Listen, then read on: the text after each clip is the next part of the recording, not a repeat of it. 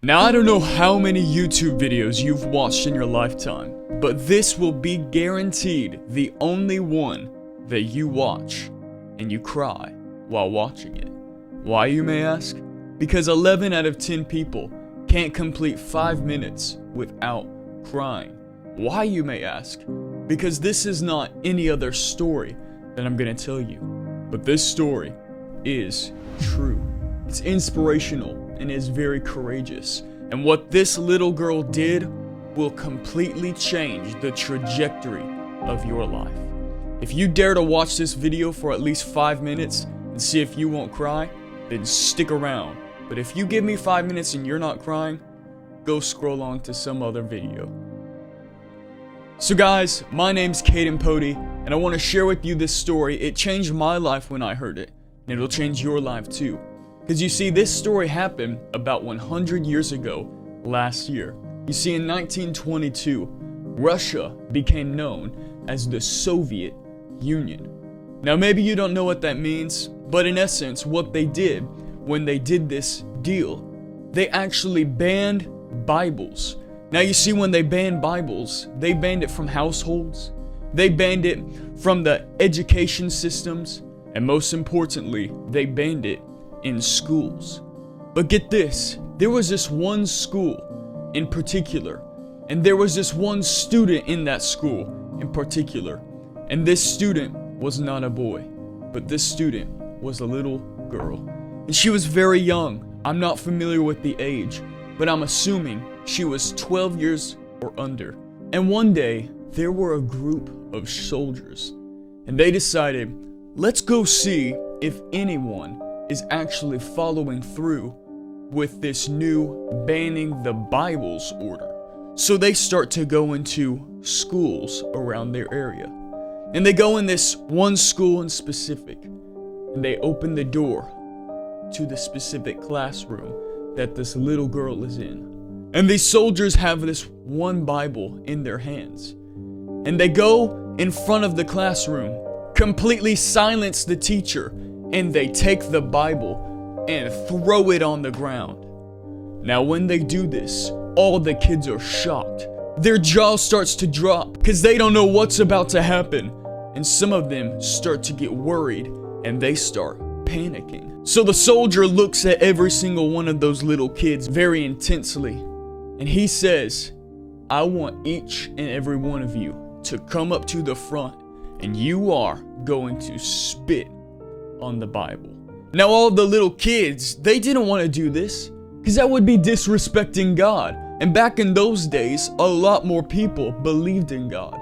So the kids were thinking, no, I'm not going to do that, until the soldier said, anyone who does not spit on the Bible will be immediately executed.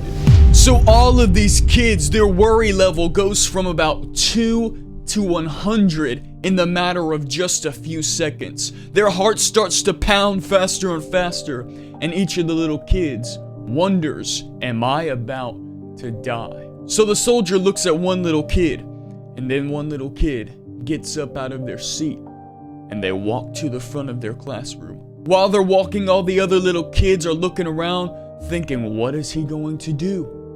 And the first little kid looks at the soldier, looks down at the Bible. He gets a lot of spit in his mouth, and he spits on the Bible. All of the other kids are quite shocked. They think he didn't stand up for his faith. That's when suddenly another little kid got up from their seat, walked to the front, and did the same exact thing and spit right on the Bible. This happened not just twice, not just 3 times, not just 4 times, but with every single kid in that classroom.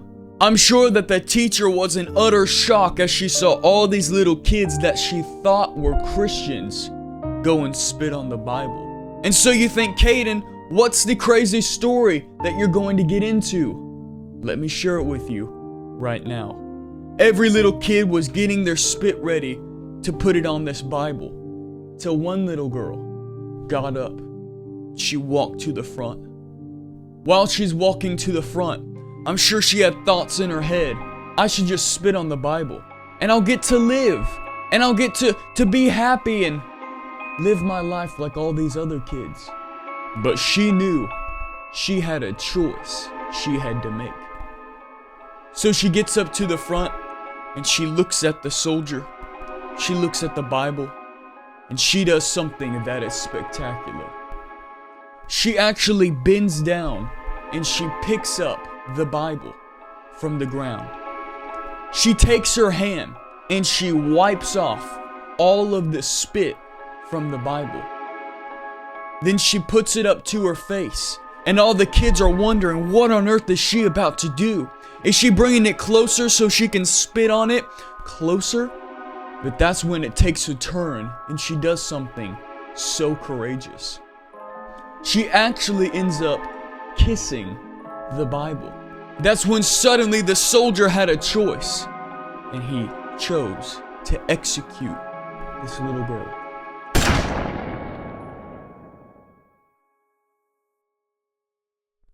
All the other kids looked at the little girl as her life came to an end, and they realized this little girl stood up for what she believed in. And now you may say, Caden, why would you share with me a story like that? That's so sad. But can I tell you something? It's not sad for that little girl. It's sad for all of the other little kids that watched that little girl sacrifice her life for Jesus Christ. She knew, I've got to stand up for something. And I don't care if everyone in my classroom bows to the things that this government is trying to put on us, bows to spitting on the Bible instead of kissing it. And she made up her mind, I'm going to be different than everybody else. It wasn't because she just wanted to be different. She chose, I've got to be different for Jesus Christ. And that little girl, while she took her last breath here on the earth, she took her next breath with Jesus. And Jesus met her in heaven, and she gets so much reward in eternity for standing up for Jesus. Now think about all the other little kids, and think about the guilt that they probably feel. Think about the shame that they probably felt for years and decades on after. They let a little girl stand up for what she believed in, while all the other macho men in that classroom bowed to spitting on the Bible. But let me finish with this question.